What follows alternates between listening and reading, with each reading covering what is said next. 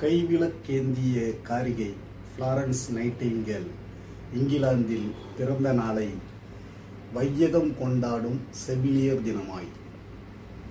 செய்யும் பணிகளில் பலவிதம் உண்டு, பொறுமை சகிப்புத்தன்மை கொண்டு செவிலியர் செய்வது தொழிலல்ல தொண்டு. மருத்துவ பணியின் உன்னதம் உணர்ந்து மனிதநேயம் கொண்டே சுழல்வார், மனமது கோணாது சேவைகள் புரிவார். அன்பான பணிவிடையும் ஆறுதல் வார்த்தையும் நொந்த மனதிற்கு அருமருந்தாய் அமையும்.